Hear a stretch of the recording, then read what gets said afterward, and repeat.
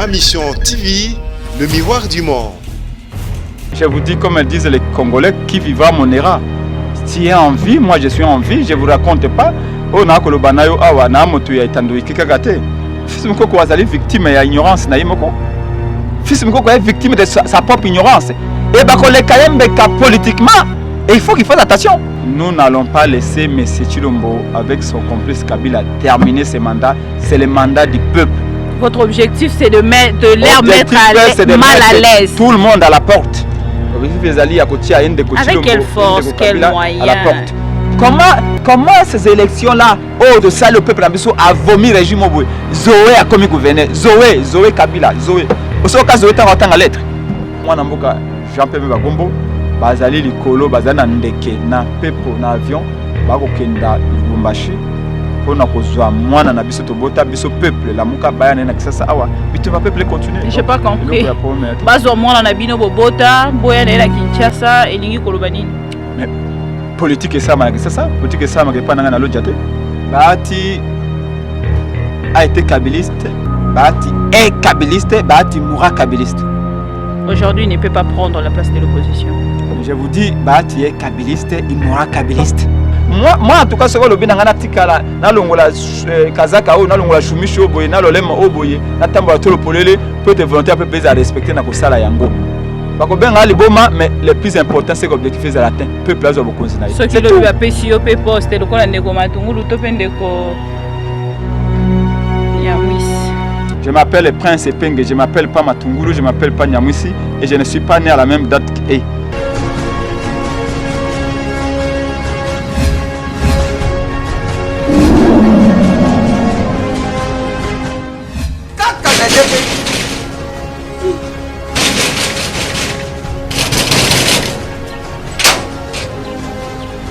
que ta portable uza funga nuki.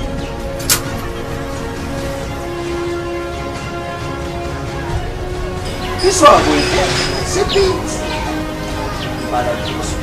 Ah merci. CPX. CPX ici c'est la Dacia. CPX c'est ta femme. Louis. Ah. Isaneyo. Mengait. Ah. Oh yo les qui. On a l'équipe où il y a pas seulement. Ah ma chère. Ah ma chère.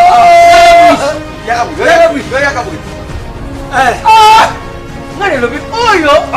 Bisa to mesana kanda te. Awa mutu nyoso soka koti abimaka de service. Mais ma chère, CPX. Oh ils arrivent CPX. 10 ans de service. 10 ans de service. Numéro 1 na makambo akotinda biloko uta Londres pe Kisasa. Batate ebele bakufi batali na sama bele. Oh soku namsi bango bandu yuka moko likamu na ye. Izali na bajansi msusu bazala cause ya bamatanga msusu. Tangu na yuka kiri sorile GPX mbala moko. Na Kisasa adresse na biso ezali moko na Lopoli 73. Ah pas du place tozali. Facile na Londres kuna ezali kaka na esika stade ya Tottenham ezalaka ndinga. Esika bana na biso bazali. Et puis pourquoi c'est naté GPX ezakaka moko. Boyo badongola miso. Buzakewa, butiba désordre, bukei, busali makamabila ba désordre, bukomo ruka, bubibisa répétition ya GPX. Réputation. Phénomène de réputation. Ah la constipation. GPX numéro 1 ya French Congolais na Londres.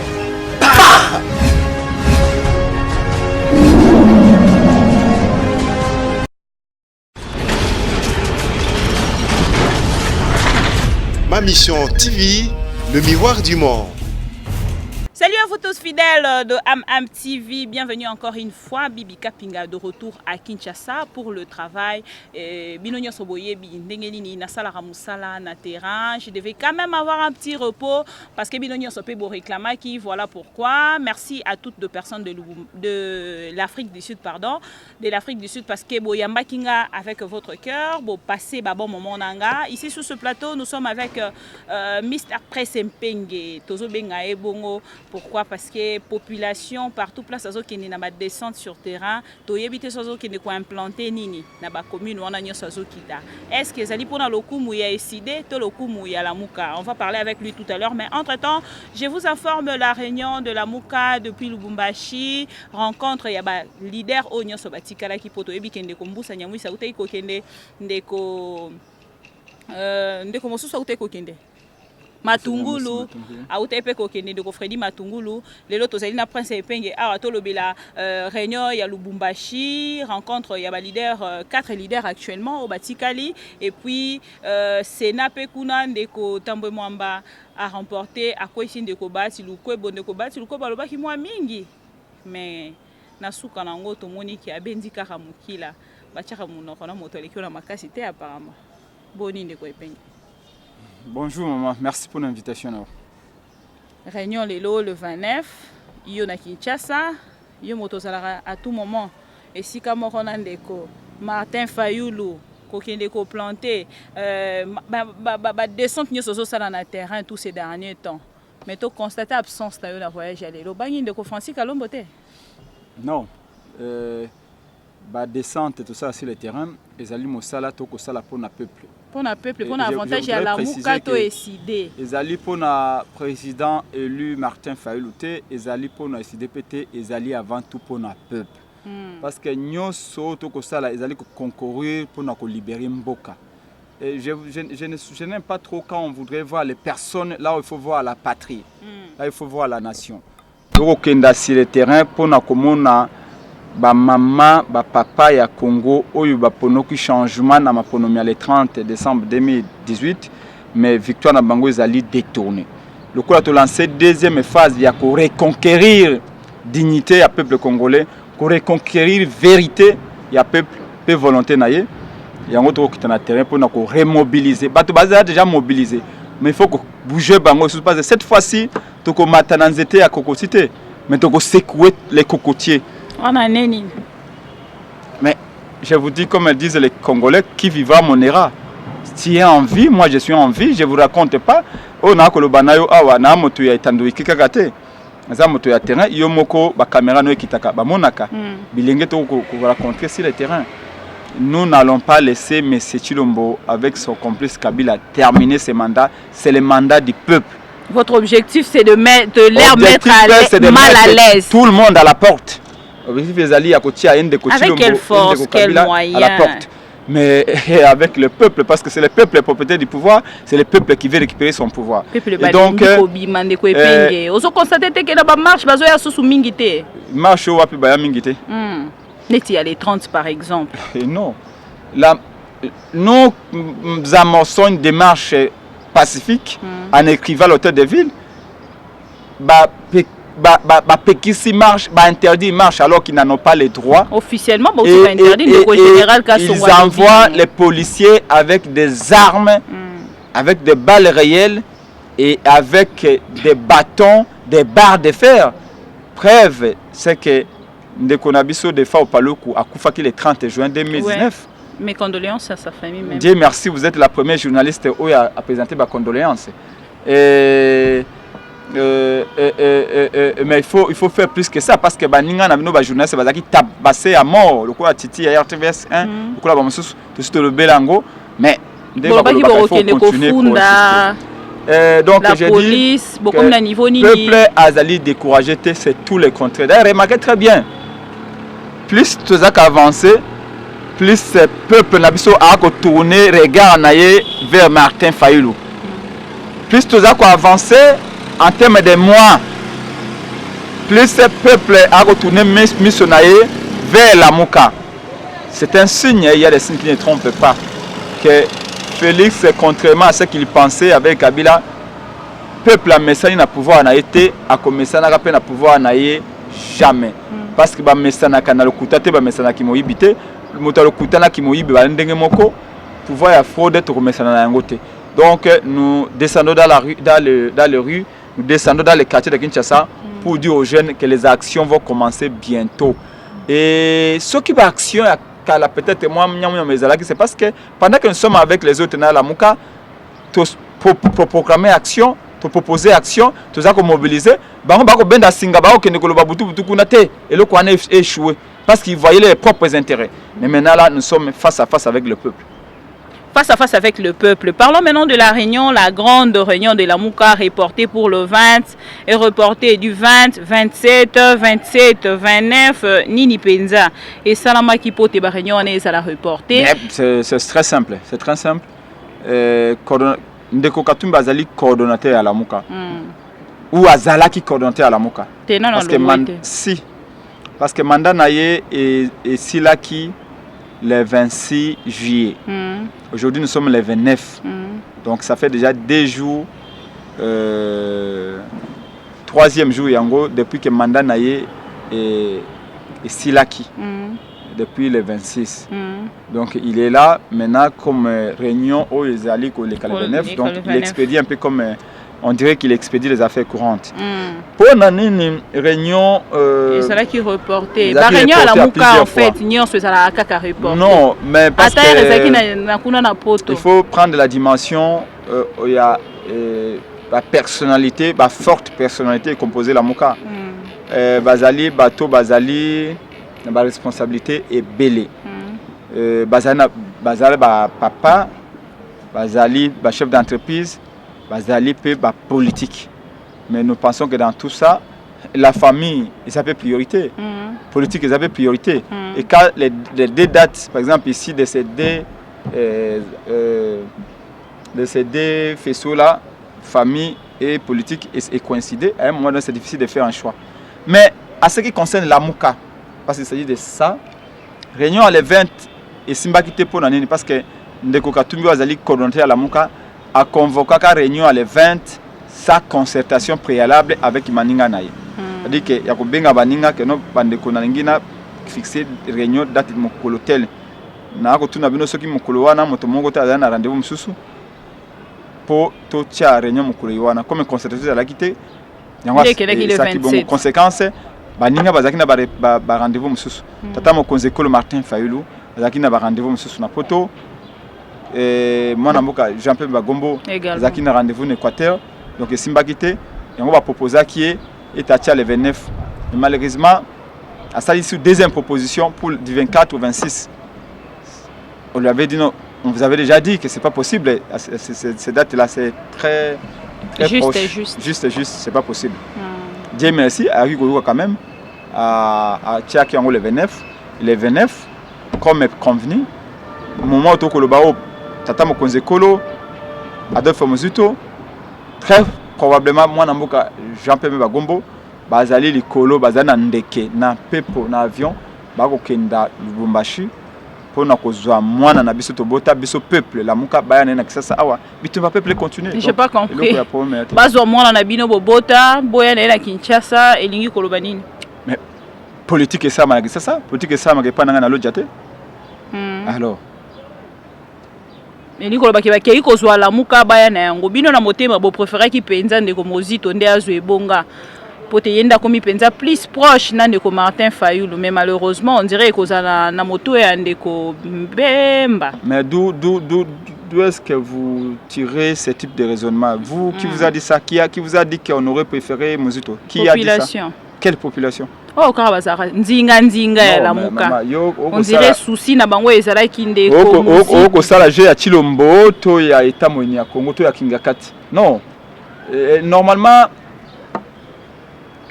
c'est à ce que je sache à moins que ma mémoire me trahisse. Tango to sisi réunion à Bruxelles ba classaki bato je crois en ordre alphabétique. Ordre de succession. Moto Alboso Martin Fayulu de Kokatumbi.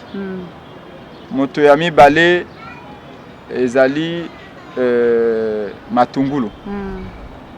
Moto ya Matungulu ese azu poste. Te na oloba ordre ya Bruxelles. Moto ya Misato ezali mwana mboka Jean-Pierre Bagombo. Moto ya minei Adolphe Mozito. Bongo moto ya mitano yemoko wasuksi makambo tata mokonze ko le Congo Martin Fayulu. Mais le col à moto Alboso ezali ndeko Katumbi. Asa sisi mandat na ye. Moto ya mibale esengaki ezala Matungulu.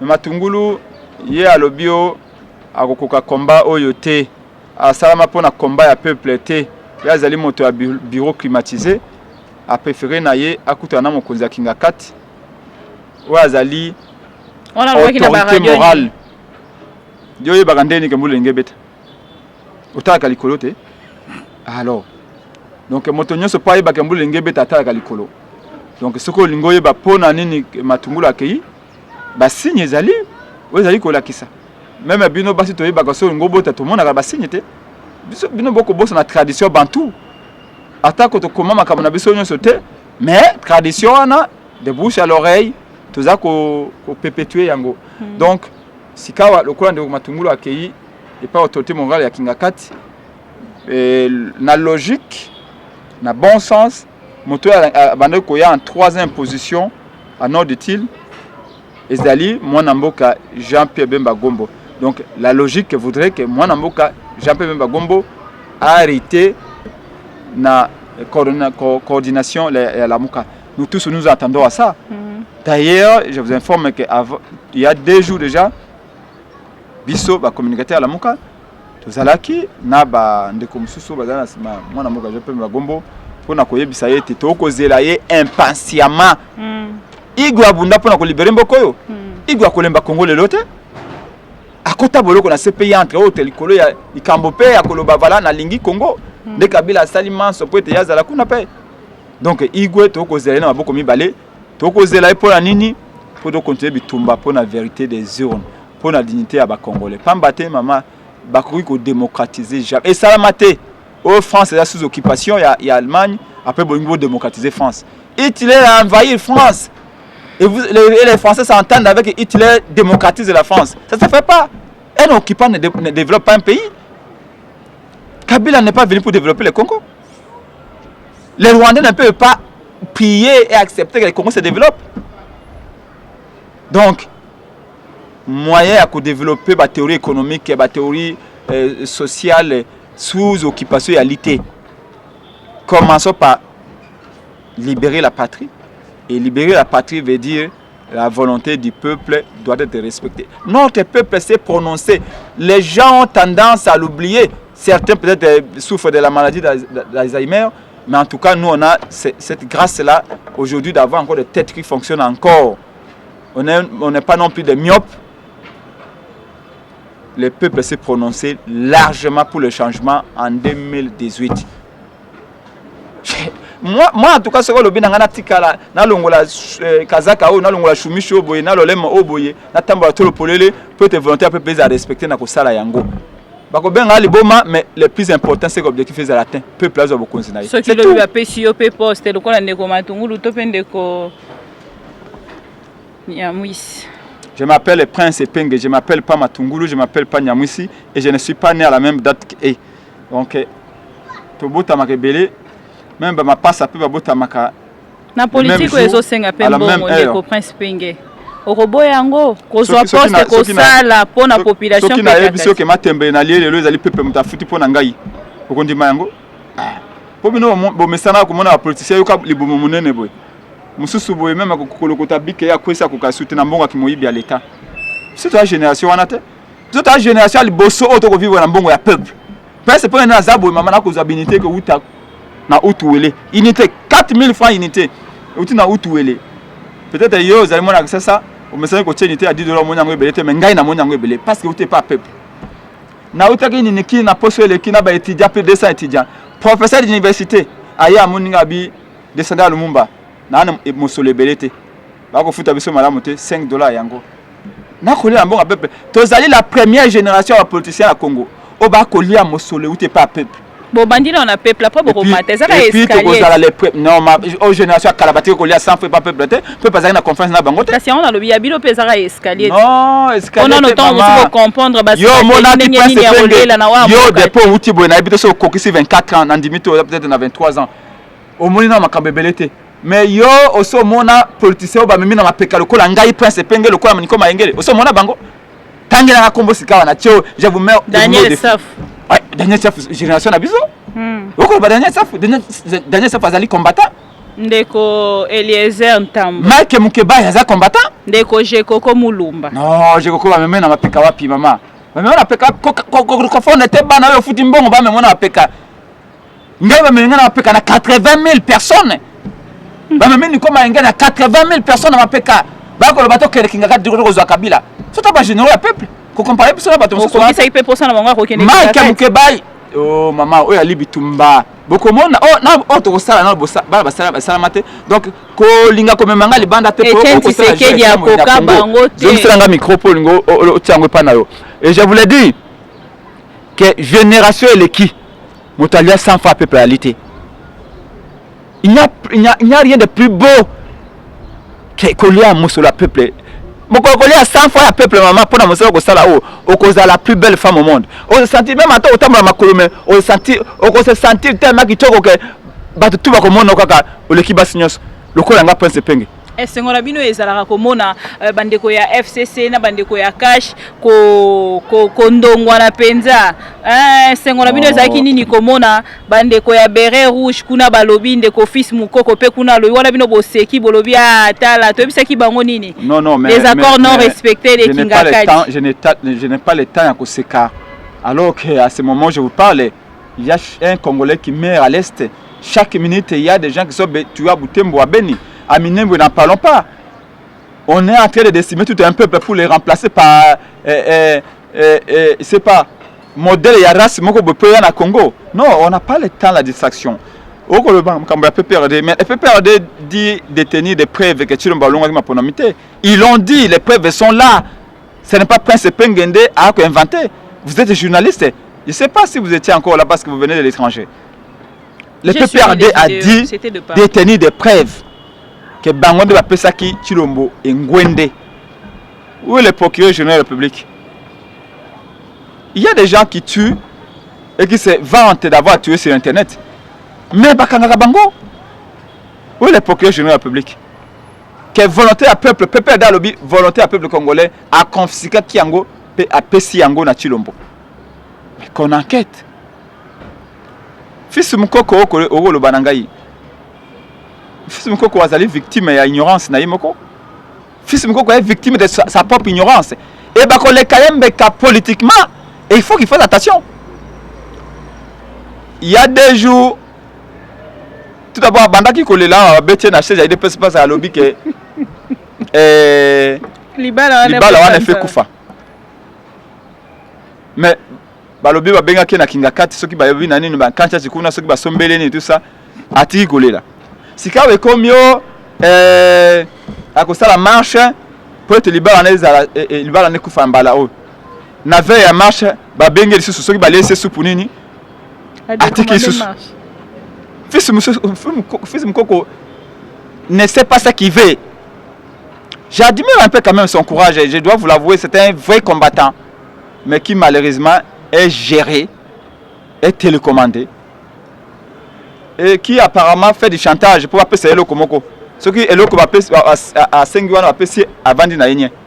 Mais j'ai dit, je l'aime bien parce que c'est un patriote, c'est un Congolais qui a la conscience, un leader d'opinion, quelqu'un avec qui on s'est bâti d'une manière ou d'une autre. Il y a Zaki Nangambo Kuna, mais il faut savoir reconnaître le Lengue Nalobaki à Makambo ya Monique Kitoko. Une véritable combattante, paix à son âme qui est partie.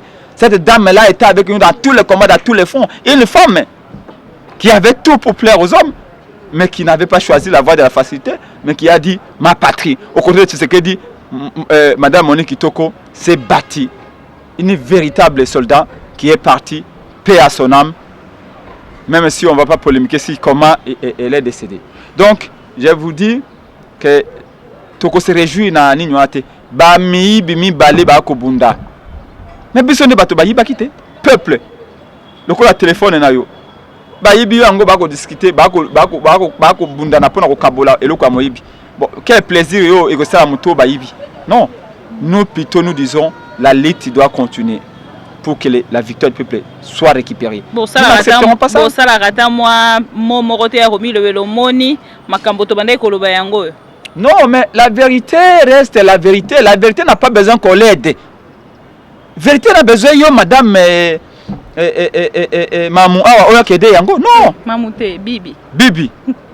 Excusez-moi mais c'est notre tradition. Pourquoi Bozo Koboya? On va pas attendre tout, non? C'est pas le problème. Okay, donc la vérité, on n'aide pas la vérité. La vérité marche par elle-même.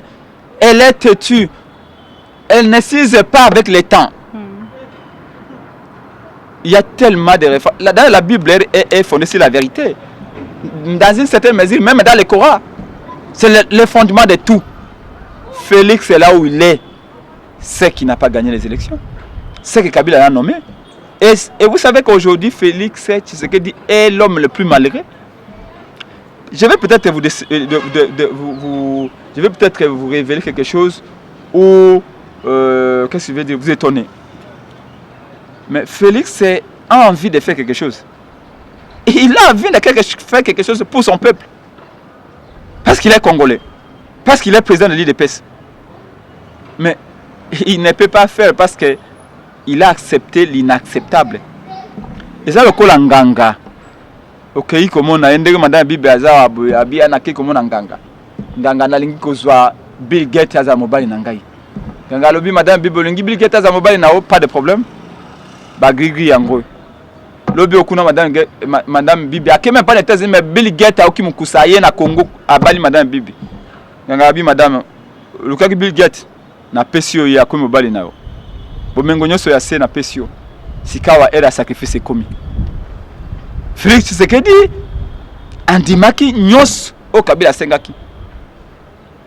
Kabila bi ça va, je te donne le pouvoir. Mais Kabila sengaki na era wana te, basaki nyos na mikanda. Maintenant era ba sacrifice ngo komaki Félix Tshisekedi comme juste. Il faut donner.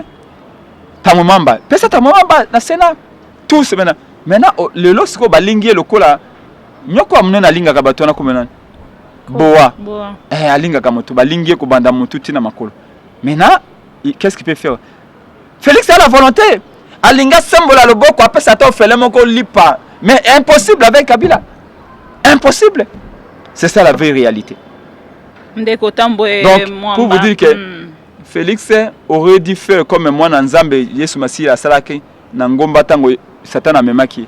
Alaxie mokili mobimbabi Félix onyo so ngai na kopesa o. Kinga kateza lokola ngomba bamaki Yesu. Satan a mis Yesu abi na kopesa onyoso komona boye na basi omoni nyoso na bibele onyo na ba ville onyoso kisasa komona boye bimebla tu yangai Yesu alobi ba tantaka mona nzambe te. C'est comme ça que Félix aurait dit dire à Kabila Kingakati, je ne peux pas parce que notre peuple a décidé en âme et conscience. D'autant plus que ça fait 18 ans qu'on se bat main dans la main pour que on fasse échec à ce régime qui nous a appauvris, qui nous a privés de notre propre dignité, qui a fait de nous des prisonniers dans notre propre pays. C'est ce que Félix aurait dû faire. Et Tata Mosengo, dans son intelligence sublime à Lobaki Yango, de manière tellement éloquente en disant Félix Tshisekedi aurait dû reconnaître sa nette et claire défaite. Et le régime de Kabila se serait écroulé comme un château de cartes.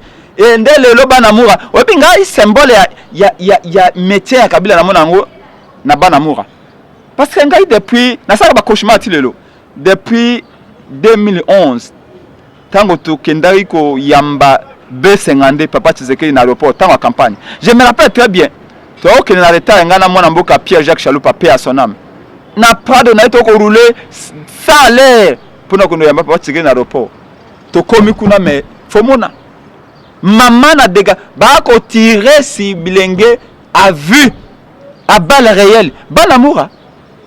Boye. L'image est allée. Massacre à l'aéroport Anjili en 2011. Dans la campagne. Tourné à Papa Tshisekedi. L'image est allée. Les jeunes ben de ça au Talibobi, mais c'est pas possible. Mais le lot Banamoura, Bazako Tambol à l'aise, Bako dans l'alimentation. Et en plus, Bako regarder la famille à Papa Tshisekedi bana ya moura basa congolais maman écoutez sincèrement soyons sérieux s'il vous plaît là n'exagère pas quand même bana moura basa congolais basoda wana basa congolais non ne blaguons pas. Il y a quelques Congolais qui on retrouve à l'extérieur. Et les banamoura basa garder Félix, mais quel degré de confiance a-t-il à ces gens là? Vous leur donnez quelle nationalité? Non maman bon tika polémique, je crois qu'on peut passer cette question et je vous le dis que c'est là où je vous dis les peuples avaient voté pour les changements, pour la rupture respectons cette volonté. Nous nous battrons jusqu'au bout, jusqu'à ce que la volonté du peuple soit respectée. Mais pas, notre combat ne s'étalera pas dans les années. Notre combat pour cette année. Merci beaucoup. Monsieur Prince Epenge, je pense qu'on a déjà dépassé ce point-là. On arrive à ce point de M. Tombo Mwamba remporte le Sénat, M. Bati Lukwebo tombe. Votre point de vue? C'est un non-événement. Si les élections, si la volonté du peuple était respectée, conformément aux élections du 30 décembre 2018, Tombo Mwamba ne pouvait pas et ne pourrait pas, ne peut en aucun cas devenir président du Sénat. Par quelle magie? 70%. Par quelle magie? Tombo Mwamba peut devenir député, peut devenir président du Sénat. Avec 70,2%. C'est impossible. C'est impossible. C'est encore ce que je vous dis. Quand Félix a accepté l'inacceptable, il n'avait pas imaginé un seul instant qu'il allait payer tous ces prix. Parce que pour le peuple, tout ça, c'est les conséquences de la tricherie, de ce que Félix a accepté. Mon frère, mon grand frère Félix, que j'ai connu, avec qui j'ai dîné, qui me connaît par nom, avec qui on a parlé, qui me donnait la parole pendant les réunions. Voici là où il nous a amenés. Voici là où il nous a amenés. Comment ces élections-là, de ça, le peuple a vomi le régime au bout. Zoé a commis gouverneur. Zoé Kabila. Zoé. Au seul cas, Zoé est en lettre. Au cas ça, le bango au cas ça, mon komoko boyo va découvrir aussi. Je vais faire une confidence. En 2012, j'ai organisé une conférence à l'Unikin. 2012 ou 2013. J'ai organisé une conférence à l'Unikin. Moi, Namboka Pierre-Jacques Chaloupa a Sengakangaï na la conférence pour na papa Kalonji du Tungamulopwe. Ouais, ça a sécession à Sid Kassai. Na août 1960. À août, Luxembourg, elle est très affaiblie. Chaloupa Betenga Solo n'a rien mais on a père l'indépendance, un des pères de l'indépendance. Mais avant, le Luxembourg, on a presque en exil, le Lengenin. Mais si mingi ya Congo, bana Congo mingi bakanza ke Kalonji du Tungamulopwe, Adaya, Akufa. Habité, oh l'histoire ya Congo, bato ba message ko koma mikandate na habité même baso ko koma. Et sengeli to même na Nikin. Na keina tuni ba autorité académique tout ça ba boy tout ça conférence. Na bisi Chaloupa pesa ngambongo to louer resto pop na Nikin to memiye. To sali conférence na betida bazaki stupéfait. Oh yo mutasa histoire ya oh mutasa c'est ça c'est du Kasai. Yeyo oui ami alumumba oh ba ko se bouiller par la suite yeyo abete bisoli solo ya lipanda tout ça et si to zumu to ka Chaloupa to bandi ko kita mais azaki na mwasi ne mo ba ko zo moi jeune boye mo lenge boye bi matanga mo ezalaki na njili kuna to kotika ikuna na mutu ka siko tando kita boye atalinga abeta biso solo abi leki na ngai bana talinga boye koko na ngai abinga inga leki abi soki Nathalie Mboka obiso to bundela na 60. Oyo Marshal ayi ko zwa lelo. Ba yebanso bakambi Congo. Bonso Nathalie Mwano Kabila wa kamba Congo lelo. Quelle déchéance. Obika se scamé na ki vie pe me matina bia ma via komi mokolo o vie okende yango te. Azongi boye apemi abi. Ça c'est la patrie que nous avons dirigée pour laquelle nous sommes bâtis, Ce jour-là je me suis dit Ambo donc, voyez-vous, quand je vois le lot, tous ces gens qui jouent avec cette patrie, les grands hommes, même l'IDPS, l'IDPS c'est à lobby, l'IDPS c'est à l'année 80, l'IDPS c'est à l'année 90. Et lui échanger, l'IDPS, Ori Kabouya, Kabound, étudiant à G1. Batamae ne peut pas y aller, il faut le connaître. De Konanga, le Kola Peter Kazadi, oui, ça c'est une tête. Peter Kazadi blague, c'est une tête. Oui, Kouloutou Nangaï, président IDPS, Félix Tshisekedi, j'ai beaucoup de respect pour lui. malgré à Tchoubi dans mon Congo. Il faut savoir reconnaître. Mais bien, vous allez reconnaître que Félix Tshisekedi, il y a une alternance. Vous allez reconnaître que Nandeko Kabila, cause au pouvoir, il y a que Zalaka Kamasasi, Batoko Koufa, Tina Souka, il fallait qu'il y ait alternance et il y a quand même. Non, il n'y a pas eu d'alternance. Voilà pourquoi Bazobenga Kabila, président, il y a un président, il y a paix, un président, il y a Tchekimia. Ex-président, ouais, Tchekimia, ex-président a qui pouvoir sans pour autant abandonner la moto. Jamais au kotanda kambetu na omokolo c'est pas na oponga yi principe na kolala. Moto nyoso atanda kambetu pa na ye mbeto na ye ezali poye moko alala. Kabila atandaki mbeto na ye poye moko alala. Kabila anomaki Félix pour Félix a servi d'intérêt na ye. Tu peux pas comprendre qu'un homme comme Kabila n'a pas la même structure mentale que nous. Kabila était militaire, il a une philosophie de vie. Le père d'alternance. Kabila est un peu comme un metteur en scène qui a tout préparé. Félix Tshisekedi, il a pris comme un acteur de second rôle qui doit maintenant passer, faire l'histoire comme lui l'a prévu, mener les combats à Koloba. Awa Félix Tshisekedi, le acteur, il a filmé, Awa a utilisé l'explosif. Félix a utilisé l'explosif. Awa Félix Tshisekedi, le acteur a filmé, Awa Kosa baso de moutons, à saut de moutons. A Félix Tshisekedi, le acteur naye, ye Kabila metteur en scène, a Félix Tshisekedi, a okena bopito, a kokabola bakushi na baso baboti, a komisa baso baboti wana mbongo ko hôpital te a kofutela ba mbongo. A Félix Tshisekedi, a okende kuna na Kingasani kuna na Debonome kuna ko kanga barulage ou tout ça. C'est comme ça. Félix Tshisekedi sera cantonné na babiloko wana. Likolo. Le vrai pouvoir est à Kinyakat. Ça, c'est la vérité.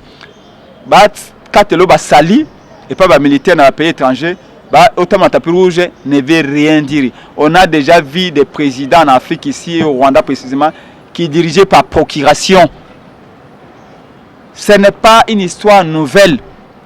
Ceci n'exclut pas, n'a respect à Félix. Comme humain, comme Congolais, comme grand frère, je resterai son petit frère, je resterai mon tout Bundinaye. L'histoire reste l'histoire. On a été avec Félix, on a mangé ensemble, on a discuté ensemble, on a combattu à un moment donné ensemble. N'empêche que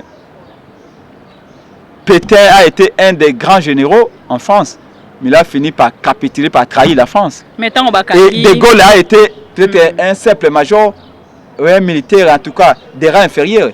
Mais l'histoire veut aussi que De Gaulle, à un moment donné, a libéré la patrie. On a démontré que Félix Tshisekedi a été président. Il y a Yozoli Kolobate, tant par intérim, topé, azali ko assumer la responsabilité au Kabila, azali ko pesa état la tango ba honorable. Bazala ki penza ba ko isa ki bango na cour constitutionnelle. Wana ba kinai ko la kuni esenga ki Félix Tshisekedi aloba pote o mona ke cour constitutionnelle a kende ko siéger na 5 juges pote likambo ekatama. Ezali ba preuve. Nakansi oza kofunda nde Félix oza akizinde ye ke azali ko s'ingérer na makambo ya pouvoir judiciaire. C'est ça ce que vous voulez dire par là, que tu as un régime de séparation de pouvoir, mais Félix a fait sa injonction à Bajouz. Non, mais il n'y a rien que Félix puisse faire.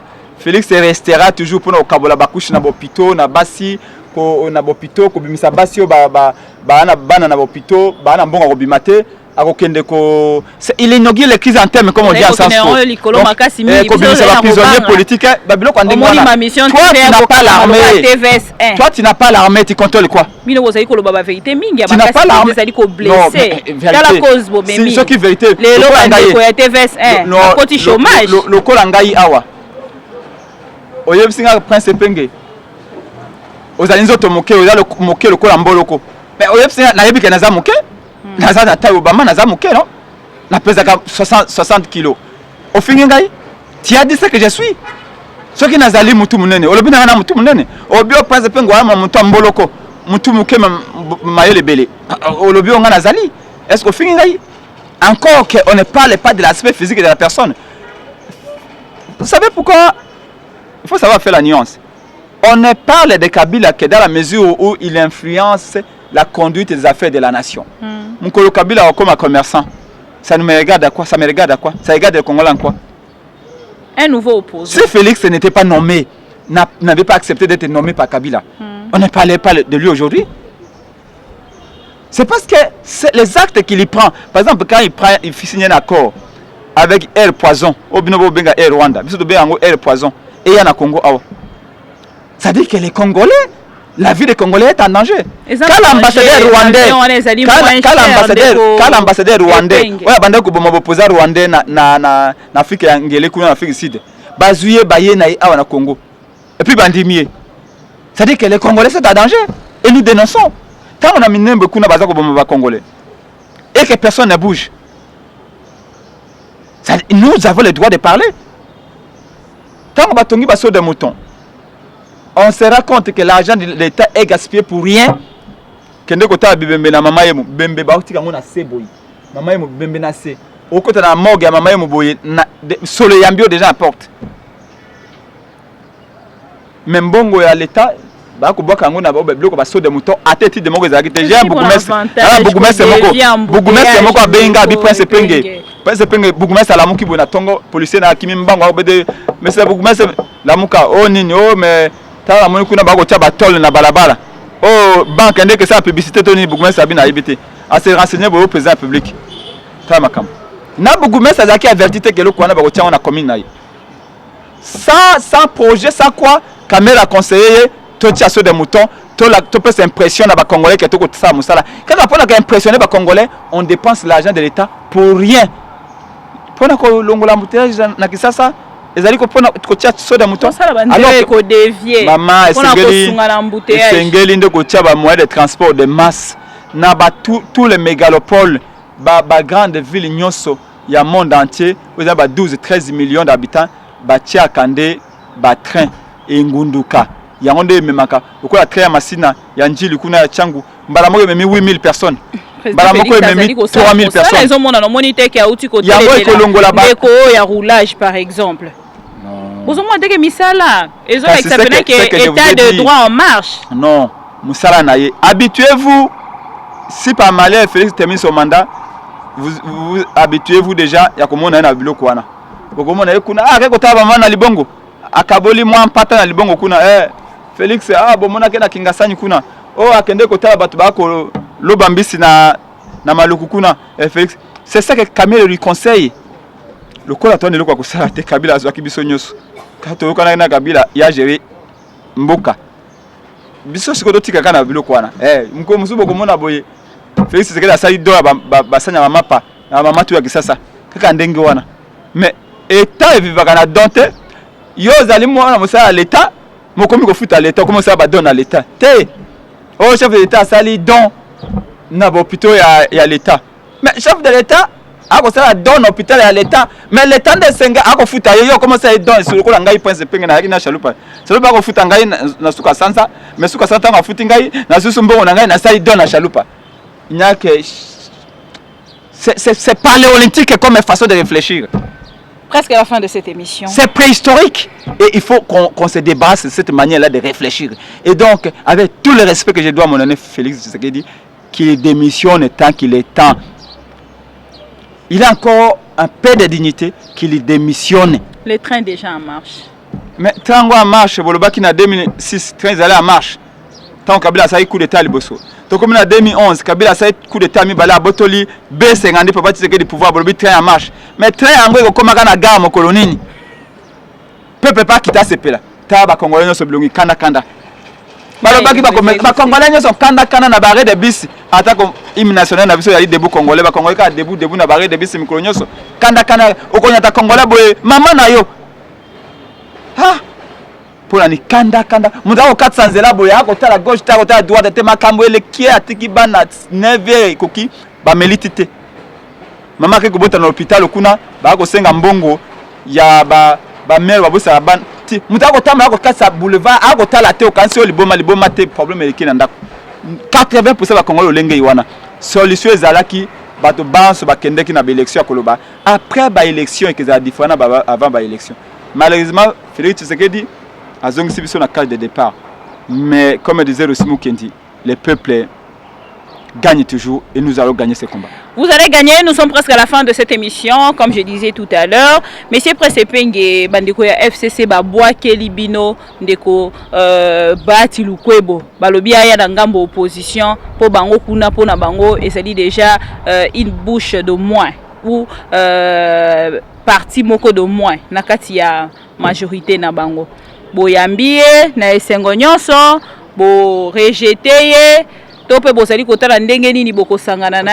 d'abord, toi, excuse-moi de tutoyer, mais parce qu'on se connaît,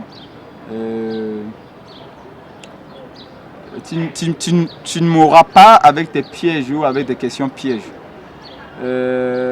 Batin Delibiso, une opposition, qui est opposant? Moi, vous m'avez réussi ici comme opposant. Est-ce que vous avez vraiment un opposant? Ou que vous avez un opposant? Moi, je suis fier de marcher dans cette ville, dans ce pays. Nous avons gagné les élections. Et c'est historique. Ce qui vient de se passer avec Fayoulou. Même les dictateurs africains avaient du mal à tricher les élections à ce niveau-là. Une élection à un seul tour. Mais Nakati Alamuka, vous avez opposant. Vous avez Vous avez Kende Kota la battu, opposant. C'est que Bazali n'a terrain à football. On a gagné les élections. Nous avons eu la confiance du peuple. On nous a fait un coup d'État. Nous nous battons pour arracher notre impérium, arracher le pouvoir. Et nous reprenons le pouvoir. Nous ne sommes pas des résistants.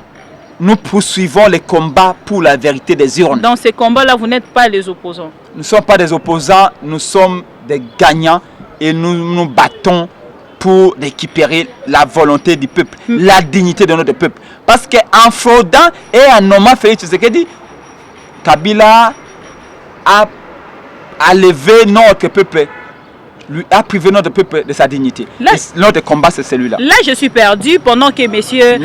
Moïse Katumbi parle de l'opposition républicaine, M. Jean-Pierre Bemba parle de l'opposition pacifique. Vous dites que vous n'êtes pas les opposants. Moïse Katumbi, Jean-Pierre Bemba Gombo sont des grandes personnalités que je respecte. Ils ont le droit de dire ce qu'ils pensent être juste. Ils ont leurs propres paramètres. Ils ont une relation propre à eux.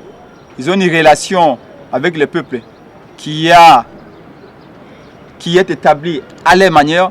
Moi, Prince Penge, descendant à Lumumba, descendant à Kimbangu, nazali pe na relation nangai propre na peuple. Na relation wana ndeli ko peuple me dit Prince Penge biso to ponaki bino.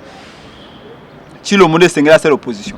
Alors pourquoi voulez-vous que je pense comme Jean-Pierre Bemba Gombo, que je pense comme Katumbi, même si je les respecte? Je suis né libre. Je mourrai libre.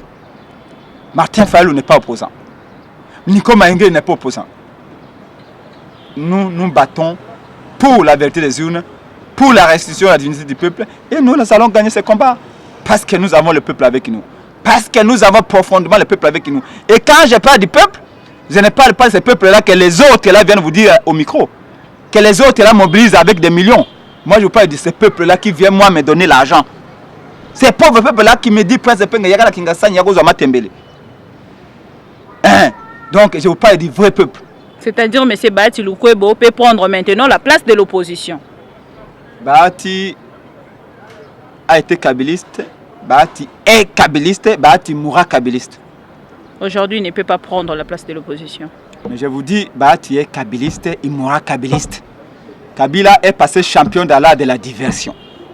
Pour crédibiliser les mandats de Tamouamba, il a fabriqué Bati pour faire cette opposition de façade, pour les crédibiliser, parce que Tamouamba traîne beaucoup de casseroles derrière lui.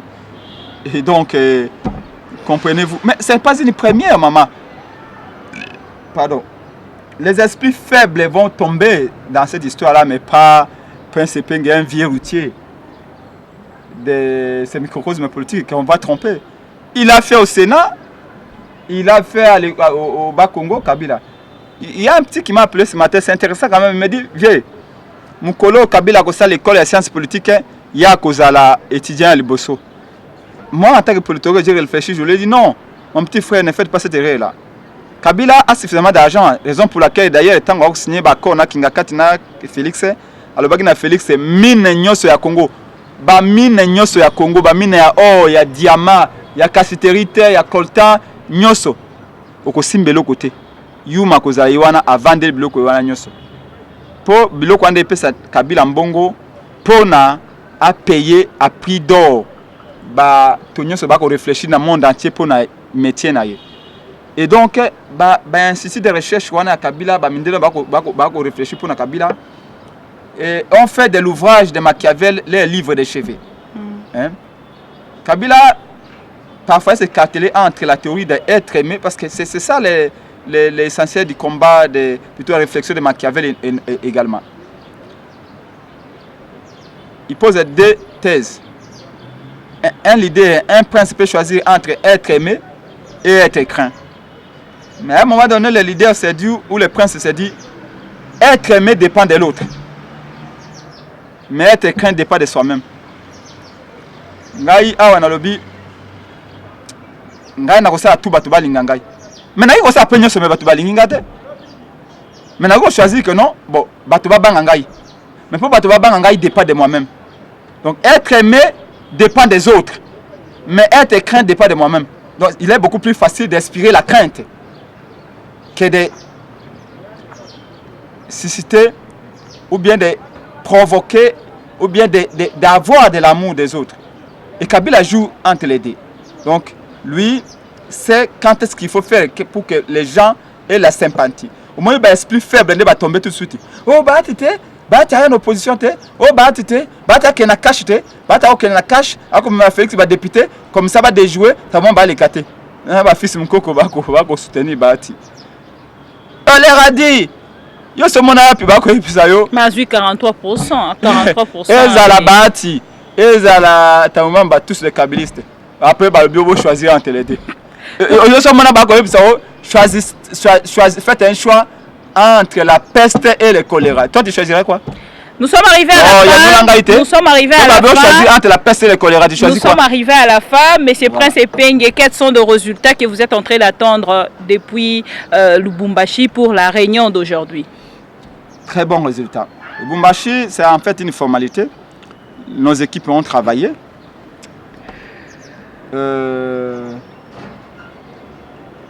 Là-bas, il s'agit tout simplement de participer à la passation de flambeau.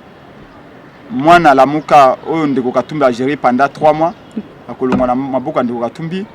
Aïe, logiquement, na Maboko Yandeko Jean-Pierre Bemba Gombo. Deuxièmement, il va passer confiance dans le peuple pour nous bloquer biso. Na kati ya charte na biso à la Mouka. Il est dit de manière claire, limpide et sans embâche que nous devons tout faire. Je crois qu'à l'alinéa 2, il y a charte na biso que les leaders de la Mouka doivent tout faire pour imposer le respect du choix des électeurs. C'est pour vous m'avez compris. Les leaders de la Mouka doivent tout faire pour imposer le respect des choix des électeurs. Le choix des électeurs a été opéré en quelle année? En 2018. Le choix des électeurs congolais a été opéré à quel mois? Au mois de décembre. Le choix des électeurs congolais a été imposé, opéré à quelle date? Le 30. Comprenez-moi que c'est ça l'objectif de la Mouka. La Mouka vit pour imposer le respect du choix des Congolais. Notre peuple, nos mamans, nos papas, nos pauvres mamans, qui ne demandent pas qu'on leur décroche la lune, mais qui ne demandent qu'on respecte seulement rien que leur volonté. Parler du peuple, ce qu'ils demandent. Bana minembwe loko bako senga se bo respecter moto baponoki na maponomia le 30 décembre 2018. En tout cas, à mon sens, ce n'est pas trop demandé, mais c'est la seule volonté à laquelle nous sommes obligés de répondre et de respecter. Donc quand toko sala moi état de lieu ya état ici que ezali lokola bato biso ngwende, mais tu constater quand même que mboka ezali mal géré. De toute façon, il ne pouvait pas en être autrement. Tout ça la manso, tout respecter Maïtolobaki depuis Bruxelles, tout imposer respect à volonté à Congolais. ngwende zonga na moto toponoki puis mboka etambola et puis wana soki deuxième point wana tozongi na biso na kisasa bolingo yali na lamuka bayo bazali na ba discours ezali contradictoire. Nous leur demandons tout simplement de voir la souffrance du peuple. Maman, souffrance ezali. Yo nangai, je crois qu'on peut se mettre d'accord. On peut tout dire. Même maintenant de Félix Tshisekedi. Je ne dirai jamais que Félix est un ennemi. Parce que Golobi, c'est les imbéciles ne changent pas. Je suis convaincu que Félix est là où il est, les connaissant, il vit mal ce qui se passe. Et il regrette. Au début que Judas a fini par se pendre. Mais nous ne souhaitons à personne que ceci arrive. Qui est mais Judas? nous disons que Esika Ndeko Félix Azali, je sais que c'est un Congolais qui connaît très bien les Congolais, qui connaît très bien les Quinois, qui sait que ce qu'il a fait. Il a commis une très grosse erreur. Et je sais qu'il s'est à mordre les droits. Qui est Judas? C'est à vous de trouver qui est Judas. Un mot à tout ce public qui nous suit de partout. Merci tout simplement. Merci à tout le monde. On peut se tromper, on peut commettre des erreurs dans tout ce que nous disons, mais c'est pour la patrie que nous sommes engagés. Et à tous ceux qui doutent encore de ce que ce peuple est capable de faire, je leur dis, les Congolais montreront la voie à tout le monde. C'est ce que les gens en Afrique ici que jamais imposé Mokonzi au Bino Bolingi, ce qui ANC a décidé. Voilà pourquoi nous nous battons pour que aujourd'hui ça puisse être comme ça. Tolingi toza fier ya date le 30 décembre 2018. Le coup là toza fier ya date le 30 juin 2060 plutôt 1960. Toboyi date wana comme date ya honte nationale. Pour nous que génération na biso nde batika ka un seul homme a imposé biso moto ya lingi. Merci beaucoup Nabande Konyoso. J'en profite pour donner mon numéro. Oui, parce que 2 ou 3, 4, 5 personnes m'ont demandé. Malheureusement, j'ai été agressée. Je perdis tous les contacts. Alors, tous les amis qui nous suivent vraiment de partout, qui m'écrivent, essayez un peu de préciser vos noms parce que je ne plie les contacts de qui que ce soit. Et je perdis tous mes coordonnées, tous mes téléphones et mon passeport également. Surtout à un monsieur, un grand frère qui m'avait envoyé $150. S'il va suivre cette émission, s'il vous plaît, renvoyez-moi les codes. Ça me fera un grand plaisir. Merci. Merci beaucoup. Votre mon numéro WhatsApp. Plus 243 85 324 73 00. Plus 243 85 324 73 00. Bien, merci à tout le monde et merci à vous, madame. C'est à nous de vous remercier, messieurs Prince Epenge, parce que vous êtes toujours disponibles pendant nos interviews, pendant nos demandes pour passer à MMTV. Merci. On se retrouve prochainement pour d'autres actualités. Entre-temps, portez-vous bien. C'était bien moi, votre servante Bibi Kapinga, à la présentation de cette émission Tolo Bilamboka. Merci à Moïse derrière la caméra. Tout à l'heure pour une autre émission. À la prochaine.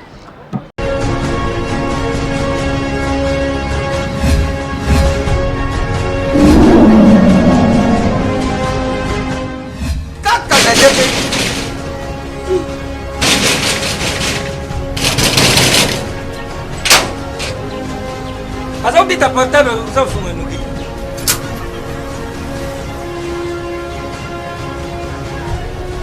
Qui soit c'est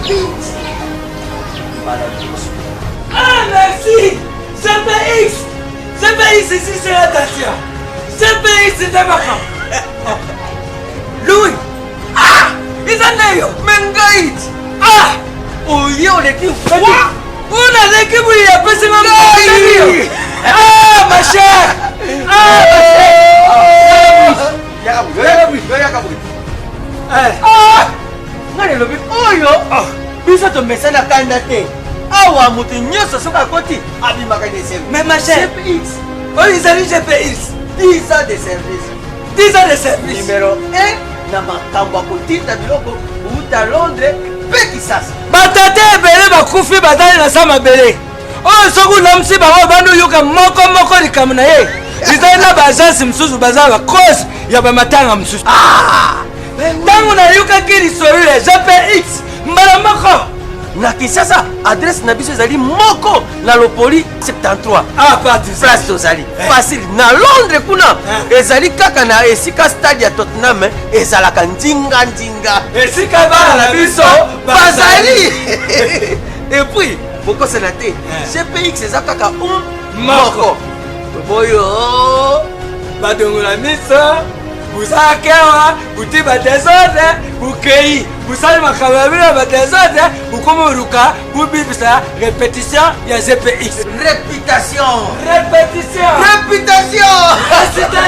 phénomène réputation ana constipation. GPX numéro 1 ya fête congolais na Londres.